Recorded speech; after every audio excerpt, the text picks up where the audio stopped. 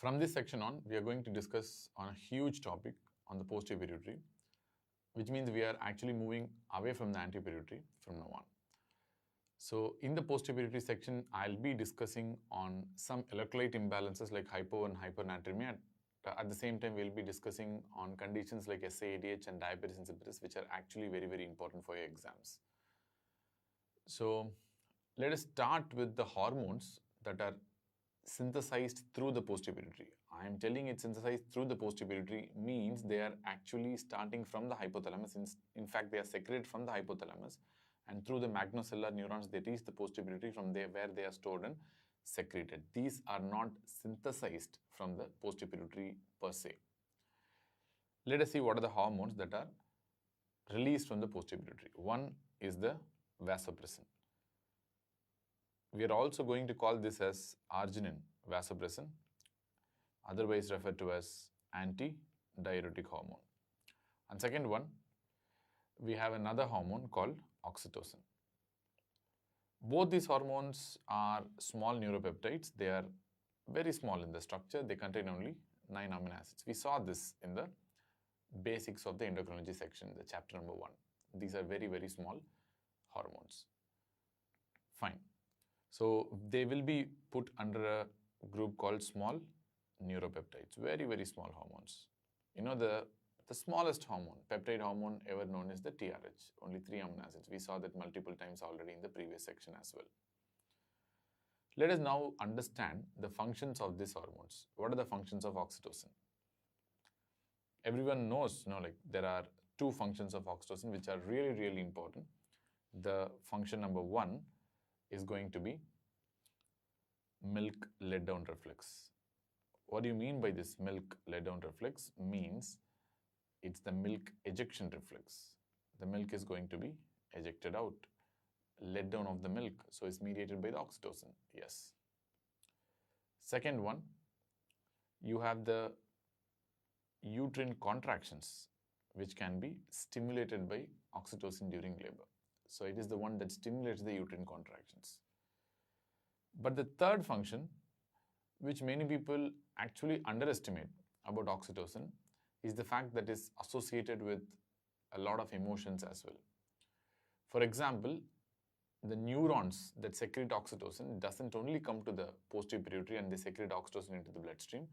These neurons from the hypothalamus that generate oxytocin also project into different areas of the brain, like the cerebral cortex. Maybe it even projects to the spinal cord, to hippocampus, to amygdala, and even to the brainstem. So a lot of different areas these neurons are going to project, and the functions of this oxytocin producing neurons or oxytocin releasing neurons that is projecting to all these areas is something very enigmatic. We don't know why they are projecting to these many areas. So we know the functions of secreted oxytocin into the blood has these functions like milk ejection and uterine contractions.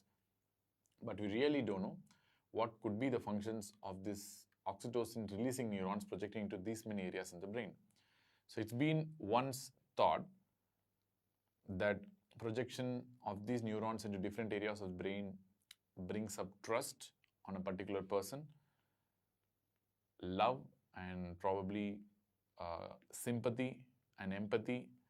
So this is what has been thought previously. That is what made the biologists in the early phase to call this oxytocin as one of the love hormones.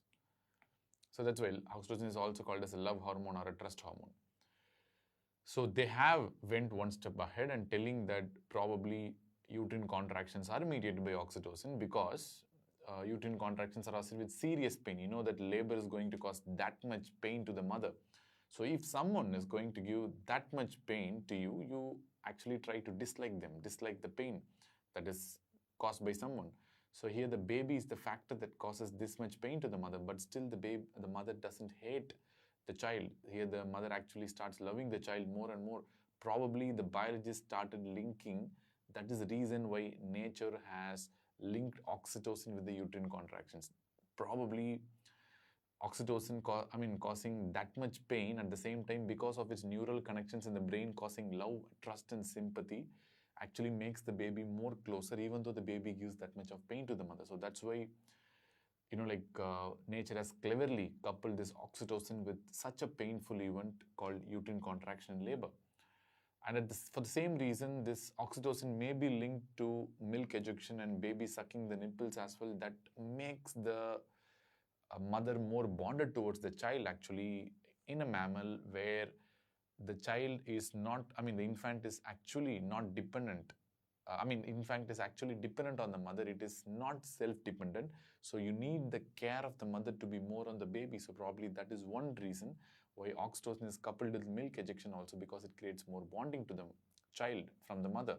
So that led to a famous conclusion that oxytocin is a love hormone and a hormone of social bonding. When you kiss someone, when you see someone is struggling in their life and you wanted to help them, so it's believed widely that oxytocin is the hormone that is released. But this has been quashed by various theories that came and various researches that came in the later part of the 1990s, which showed that oxytocin is also associated with a lot of negative emotions as well as aggression. So it's not the pleasant love hormone that we thought. It's also associated with a lot of aggression and negative emotions as well. So how could you explain all this?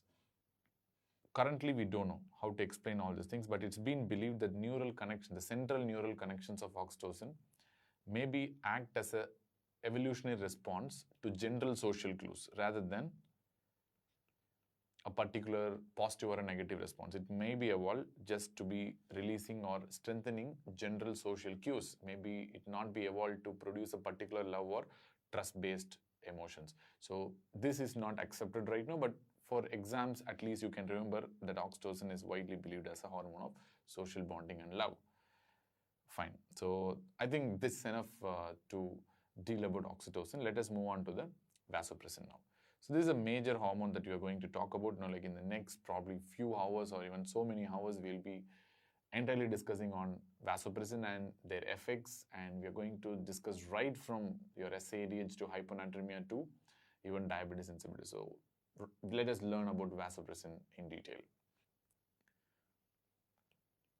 Vasopressin or ADH generally acts through 3 different receptors. We know that. One is the V1 receptors, second is the V2 receptors. We had V3 receptors, but right now we don't have the V3 receptors. This V1 is divided into V1A and V1B, so that's why we have the 3 receptors. Previously, this V1A is simply called as V1 and V1B is simply called as V3 receptors. Why we link both of them together? Because this V1 receptors as well as this V3 receptors act by the same principle. That's why they are going to act through this GQ type of pathway, that is GPCR GQ type. So that is the reason why they are put under the same category. So which means both are going to have the same mechanism of action, that is G protein coupled receptor and GQ subtype of GPCR.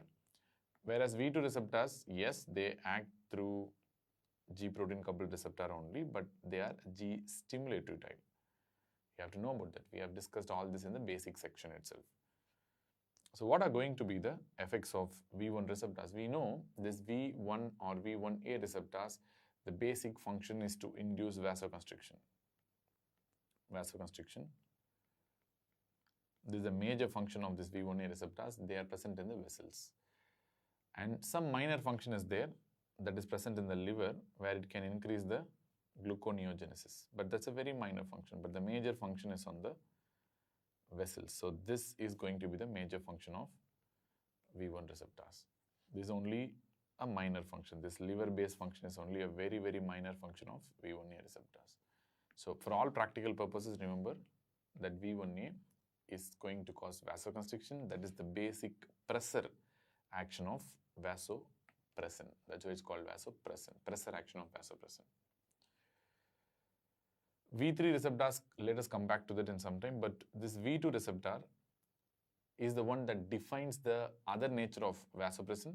That is, it's also called as antidiuretic hormone. So this antidiuretic function is actually mediated to these V2 receptors. We know these V2 receptors are G stimulatory type of receptors. So which means what they're going to do is something which I'm going to draw right now. So you know that you have vasopressin 2 receptors, V2 receptors in the distal nephron. So what do you mean by the distal nephron? Distal nephron includes two areas. One is the distal part of the DCT and the collecting ducts, both the cortical and the medullary collecting ducts. They have these V2 receptors. So where are the V2 receptors? These V2 receptors are going to be located in the basolateral side. Whenever you take a kidney, this will be called as basolateral side and this will be called as luminal side. Clear? So, or where the urine is actually formed. So, where the urine flows. So, that is what we refer to as a luminal side. So, this red one which I have drawn is the basolateral side. So, this antidiuretic hormone, that is vasopressin, once they bind to the V2 receptors on the basolateral side, obviously they are G stimulatory type, which means they are going to increase the cyclic AMP levels. This cyclic AMP increase, they are going to cause a lot of changes inside the cell. For example, they are going to increase the protein kinase A, isn't it? So they're going to activate this protein kinase A, which is going to phosphorylate a lot of substances, but the net effect is going to be insertion of more and more particular type of water reabsorbing channels called aquaporins, especially aquaporin number 2. This is really, really important because this is ADH dependent channel, which means it's facultative. ADH dependent channel. So the function of this aquaporin is to reabsorb free water. So what do you mean by reabsorbing free water? In the sense, there are two types of water. One is called obligatory water. Second one is called free water. So obligatory water is the one that moves along with the sodium or any other solute. So this free water is the one that moves into some area without movement of a solute. So which means here the water moves through aquaporin channels without any movement of the solute inside. That's why it's called a free water. So whenever you absorb a free water, which means you remove water from a particular solution, the solution becomes more concentrated.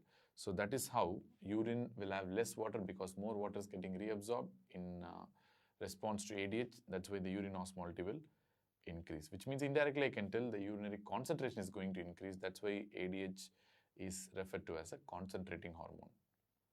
Urinary concentrating hormone. How they work? By inserting the aquaporin channels on the luminal side. That's really, really important. Or this luminal side is also referred to as the apical side. Very, very important. Clear? The V2 receptors are present on the basolateral side, but the aquaporins are inserted in the luminal side or the apical side. So that's why it's a very, very important urinary concentrating hormone. You know the three basic functions of the kidney. One is solute reabsorption. Second is potassium homeostasis and acid-base balance. And the third one is the urinary concentration. For the urinary concentration, you have the entire tubule that works by the principle of urine concentration. But this ADH is a very, very important urinary concentrating agent. So this is really, really important to understand. Now the basic functions of the tubule, and the kidney is concentrating the urine, and ADH has an integral part in concentrating the urine. Okay. So this is how the V2 receptors are going to function. So the V2 receptors has two functions. I've told you only the one function, that is antidiuresis, which means anti-water excretion. So that's what we call antidiuresis. But you do have a second function for ADH as well. That is, especially on the V2 receptors, that is release of von Willebrand factor. Release of von Willebrand factor from the weevil pallid bodies. We know this already, we have studied in the hematology section. So where you have this endothelial cells, in the endothelial cells, you know this von Willebrand factor will be stored in coiled form, in the form of something called, like inactive von Willebrand factors. So these bodies that store this inactive form of coiled von Willebrand factors are what we refer to as this famous weevil pallid bodies. Whenever vasopressin or ADH through V2 receptors binds on the endothelial cells, they are going to increase the cyclic AMP, which is going to increase the intracellular calcium, that is going to result in exocytosis of this von Willebrand factor from the endothelium. And once von Willebrand factor are exocytosed, they uncoil and they become active forms. We have studied this already in the von Willebrand factor section in, I think, chapter number 44 in the hematology. Fine. So these are the two actions: release of von Willebrand factor from the endothelial cells, at the same time antidiuresis. What are the functions of V3 receptors? The V3 receptors have a little very important function, especially when you want to understand some things about why hypocortisolism causes SADH. So in those times, it's really important to understand the V3 function and the V1b function. So where action of ADH on the V3 receptors or V1b receptors is going to increase the ACTH release. Which means they are present in the pituitary, and some V3 or V1b receptors are present in the brain as well. But most important area is in the pituitary, where they are actually increasing the ACTH release, which can increase the cortisol. So these are some of the important functions of vasopressin. On the other hand, let us see if you have a V1, selective V1A stimulator, suppose a selective agonist at V1A. So what could act as a selective agonist? Relatively, I'm not telling completely selective for V1A, but a relative or a partially selective for V1A, which means they are going to induce vasoconstriction. So that is nothing but terlipressin. Terlipressin is a relatively selective agonist at V1A. And again, this terlipressin is more selective for the splanchnic vasculature. They are more selective for splanchnic vasculature, which means this terlipressin will be more useful in conditions where there is splanchnic vasodilation. So what are the conditions where you're going to have a splanchnic vasodilation? Cirrhosis.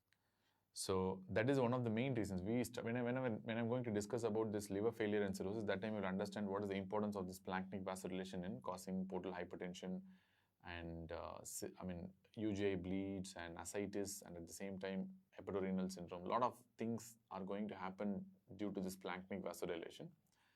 But terlipressin antagonizes these effects, and they cause splanchnic vasoconstriction because they are selective for splanchnic V1A receptors. So this can be used, this terlipressin can be used in acute variceal bleed. In fact, this is considered to be one of the first drug and one of the drugs of choice for acute variceal bleed. Octreotide is not considered as the drug of choice. Why? Because octreotide can be given, they also can induce splanchnic vasoconstriction. But the problem with octreotide is mostly comes from the trials, because octreotide does not improve the mortality status, which means they do not have any effect on the mortality, whereas terlipressin gives more mortality benefit, and which means terlipressin improves the survival, where octreotide does not, even though both have the same mechanism of action. That's why terlipressin is considered as the drug of choice for acute variceal bleed. Second, it can also be used in another complication of cirrhosis called hepatorenal syndrome, where it forms a very, very important treatment. So these two things you have to understand. These are the indications for terlipressin as of now. And we have this V2 receptors where we can use a selective antagonist and a selective agonist at V2 receptor. First, let us go to a selective agonist at V2 receptor, a predominantly selective agonist that is called DDAVP, or otherwise referred to as simply desmopressin.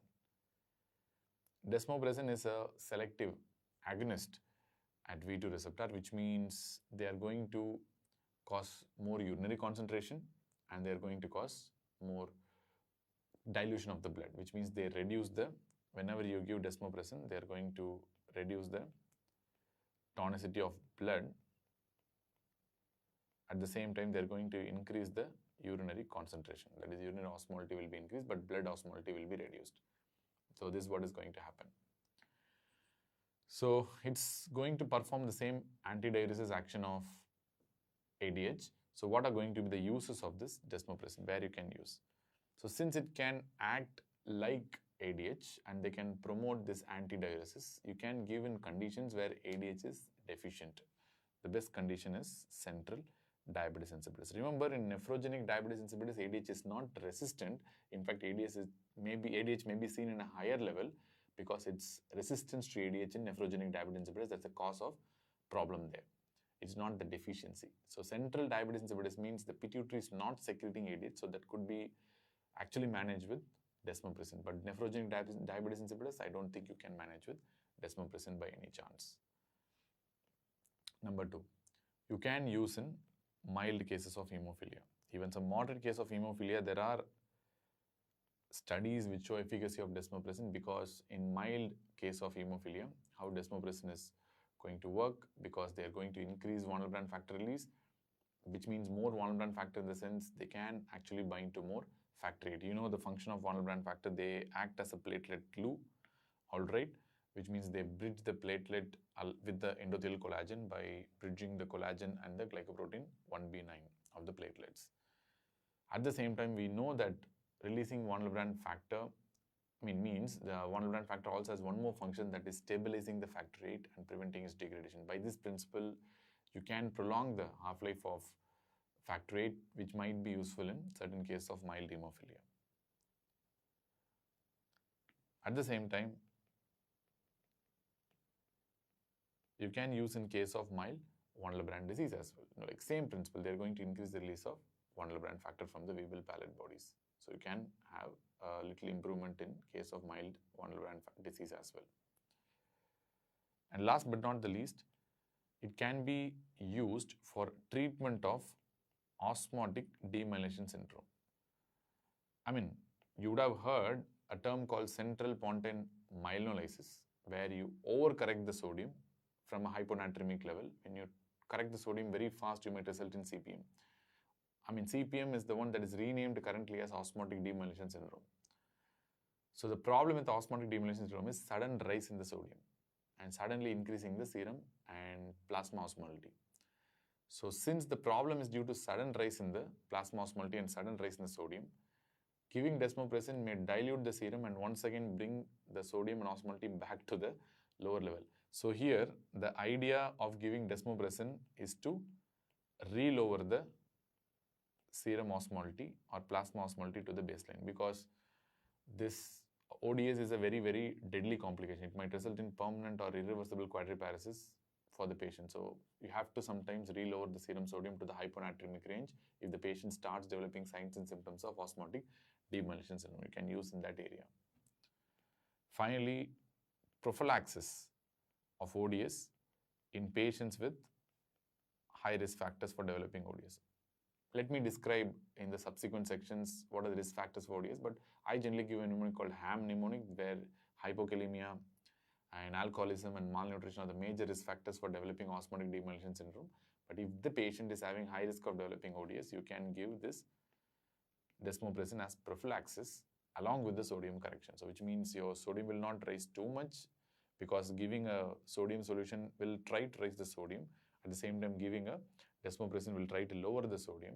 So both will balance at a point so that you will not get too much of sodium rise. So it should be in a very controlled way. So anyway, these are the indications where you're going to use desmopressin. Then let us see what are the selective antagonists of V2, which means there are some drugs that can selectively inhibit the V2 receptors. These drugs are referred to as vaptans. These drugs are referred to as vaptans. There are two vaptans basically. One is called a tolvaptan and second is called a conivaptan. So in the tolvaptan, you know very well, they have OL in it. So you can tell these drugs must be oral drugs, and conivaptan has IV in it, so which means it must be a parenteral drug, that is intravenous drug. The tolvaptan's dose, it's coming in different brand names. Actually, even though in India, I don't know how they are giving it such a low price, but in US, in certain areas, even a single tablet can cost up to $300, which is maybe if you convert Indian rate, it is 20 to 25,000 bucks. So it's very costly in US. But in India, they give it a cheaper price. I don't know how, but still, this is available in different brand names like Natrise, Hyponatrose. A lot of drugs are there. But this tolvaptan is usually given at a dose of, we started at a dose of 15 milligram per day, and you can increase to almost 30 milligram per day. And be sure it should not be given for more than a month. It should be given only for less than 1 month. This is a very strict rule. Why they have put such a strict rule? Because tolvaptan is the one that has L in it, which means I can tell this is going to produce hepatotoxicity. hepatotoxicity. And this is a very, very important and serious side effect, and it's been proven in multiple trials over the time. So be very careful about this side effect, liver toxicity. And conivaptan, on the other hand, we use only in intensive care purposes, where you can actually start with 20 milligram per day. You can increase to then 30, then to 40 milligram per day. So total, and you can give up to 4 days. We don't give more than 4 days. We give only up to approximately 4 days. So this is the usual dose of conivaptan we give. But both these drugs can be associated with hepatotoxicity, even though tolvaptan has a more risk of hepatotoxicity compared to that of conivaptan. So you have to monitor the liver function test if you are planning to give tolvaptan for more than a prescribed duration. So be very careful about that. They can result in very serious hepatotoxicity. That is also one of the reasons why these vaptans are contraindicated in decompensated liver failure and cirrhosis. You cannot use in decompensated liver failure and cirrhosis because of worsening hepatotoxicity and worsening hepatic function. What are the indications for vaptans? Obviously, the indications for vaptans are going to be hyponatremia. But what hyponatremia you can use? That's the question. So let me explain you in the subsequent videos why in certain hyponatremias vaptans are contraindicated. But right now, understand this can be used in patients with euvolemic hyponatremia, especially if you are having a concentrated urine. When you're having a concentrated urine means, the best example is syndrome of inappropriate antidiuresis. This is also called as syndrome of inappropriate antidiuretic hormone. But right now, we don't prefer the term syndrome of inappropriate antidiuretic hormone because it's not always the antidiuretic hormone that's the problem. You can get SADH-like picture in a lot of other areas also. That's why it's simply called as nowadays syndrome of inappropriate antidiuresis. That's all. So where you can remember it as excessive ADH action, whenever there is an excessive ADH action or simulated picture like excessive ADH action, you will result in more concentrated urine compared to that of the dilute urine, which means there this antagonist will work because it's like overaction of ADH. So where they can block the ADH action and prevent the over antidiuresis. So that's why this concentrated urine is very, very important. If there is a dilute urine, I don't think this is going to work because if you have a dilute urine, already there is antidiuresis going on. So why you have to give in a patient who's having a dilute urine? There is no logic. So that's why given a euvolemic patient who's having concentrated urine. At the same time, you can give in certain patients with hypervolemic hyponatremia. The best examples for a hypervolemic hyponatremia is patients who are having congestive cardiac failure, the best area where you can give vaptans. So vaptans are actually indicated in any CHF patient with hyponatremia. So it is indicated, so you can give. So probably renal failure, in nephrotic syndrome, no, we don't have an idea. So these areas, definitely you can try vaptans. The best example is CHF, but be very sure in hypervolemic hyponatremia can happen in patients with cirrhosis also. Never ever give vaptans in a patient with cirrhosis and decompensated liver failure because you know very well they are hepatotoxic and they are going to cause a lot of issues. Okay, this is the first indication for a vaptan. But do not give. The second contraindication for vaptan is hypovolemic hyponatremia. This is illogical. We'll discuss about this more in the subsequent videos, but this is absolutely illogical. Do not use in a patient who's already hypovolemic. Vaptans can raise the sodium, yes, definitely by causing water diuresis because they block the ADH action. So they cause, you are blocking the antidiuresis, which means you're going to cause more diuresis, which means you're going to cause more free water excretion, which means when you take out free water from a particular solution, which means that particular solution is going to get concentrated, which means the blood here is going to get more and more concentrated, which means the serum sodium will rise irrespective of what is the clinical scenario in X, Y, Z, any patient it will rise if you give vaptans. But where you have to give, it's the logic. You don't give in a hypovolemic hyponatremia where already the patient is not having the volume, causing more diuresis in those patients is not logic. So do not give. Number 2, this is a very, very important indication in ADPKD. ADPKD vaptans have been approved and to have one of the very good prognostic effects in autosomal dominant polycystic kidney disease. You can give vaptans here. So these are the areas where you can use vaptans and these are the areas where you need not use Vaptan. So let me recap this again in the hypernatremia chapter, but right now, if you know this much is enough.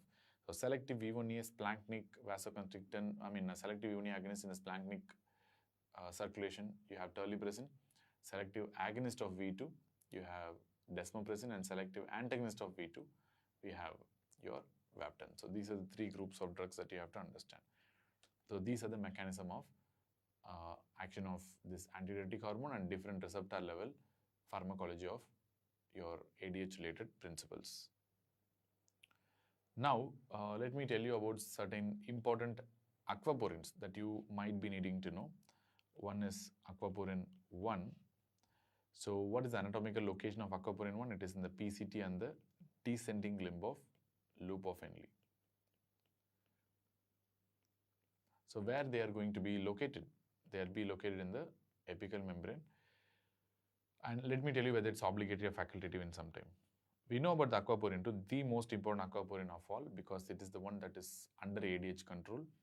So this is going to be present in the collecting ducts predominantly, in the both cortical as well as medullary collecting duct. I can write C and M, both cortical and medullary collecting ducts.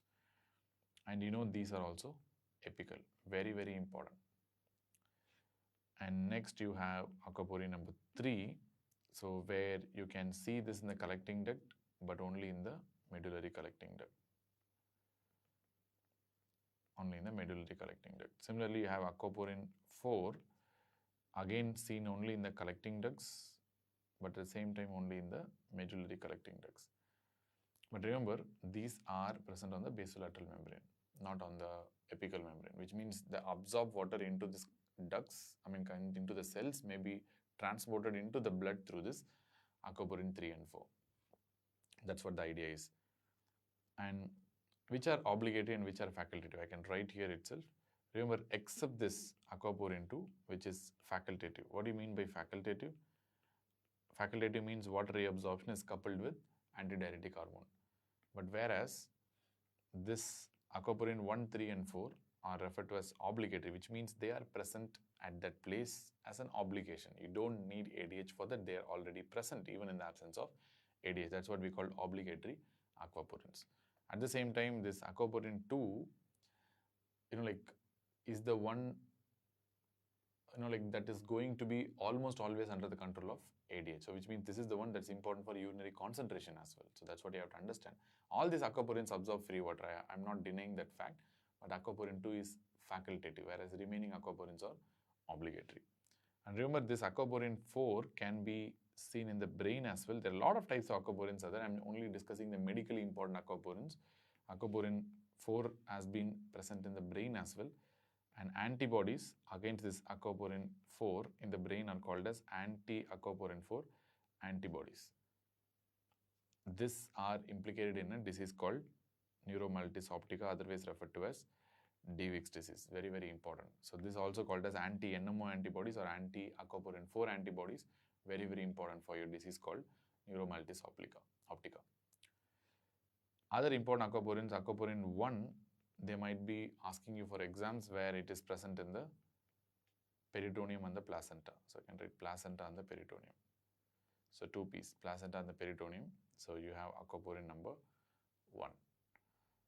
Why this presence of aquaporin 1 in the peritoneum is important? Because this aquaporin is the most important aquaporin that absorbs water from the body when you are giving a peritoneal dialysis. That's why this aquaporin is very, very important. When you are doing a peritoneal dialysis, this aquaporin is the one that is important for movement of water, because this patient will be volume overload when you do dialysis. And water removal is very, very important, essential part of a dialysis. So they remove the water from the body through the peritoneum through this aquaporin 1 only. So that's why that point is really important in nephrological point of view. So now let us see the stimulus for vasopressin release. What stimulate ADH release and what inhibit the ADH release. What inhibit the ADH release. So number 1, increasing serum osmolality. Very important. Let us see the physiology in the next section.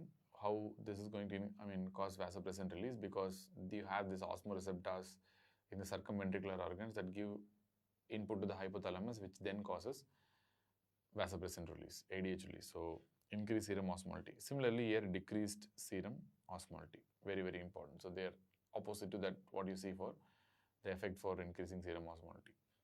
Number 2, reduced ECF volume. So this is again a very, very important and potent stimulator of ADH release. So this will, especially when there is more than 10% decline in ECF volume. So this is a very, very potent stimulator. Similarly, when you have an increased ECF volume or increased circulatory volume, so you might result in inhibition of ADH release. Number 3, so angiotensin 2, very, very important. Angiotensin 2 can cause, which means your RAS system, renin-angiotensin-aldosterone system itself can induce the ADH release. I can write alcohol can actually suppress the ADH release. That's also one probable reason why taking beer or taking alcohol might result in diuresis. I mean, probably one reason. You might understand like a lot of beer and a lot of alcohol drinking is associated usually with a lot of urine, like, so you might understand like that. Number 4, a lot of drugs can produce increased ADH. Some of the drugs, if you want to, I can tell clofibrate, I can tell chlorpropamide, carbamazepine, ifosfamide, SSRIs, nicotine. Medically important. So let us tell what are the important ones. In this, the carbamazepine is at most important because they can increase the ADH release from the posterior pituitary as much as 50% from the baseline. So to be honest, some patients actually who are suffering from diabetes insipidus, especially central diabetes insipidus, we manage with carbamazepine if you don't have desmopressin. So that's such a potent stimulator of ADH release. And one of the important cause of SAADH in patients, I mean, if the patient is taking antiepileptics, very, very important drug to cause hyponatremia. So that's why. Ifosfamide SSRIs are also very important. And that the SSRIs, especially this fluoxetine, I don't know, multiple times asked question in many, many entrance exams, antidepressant causing hyponatremia and SAADH is equal to fluoxetine, SSRIs. And number 5, nausea and vomiting, again because of volume depletion, you know that, reduced ECF volume. Number 6, standing. It's a physiological stimulus, not so important. And a lot of pain, emotion, stress, exercise, all these things can increase vasopressin release. So these are not important, but whatever I told you in the beginning are really, really important. These are stimulus for ADH release, and these are the conditions that inhibit the ADH release. So this is a short and sweet topic which we have completed as of now. So this is on vasopressin and oxytocin. In the next section, we'll be discussing the basics of the water and the sodium balance, which is of really paramount importance to understand the future electrolyte imbalances like hyponatremia.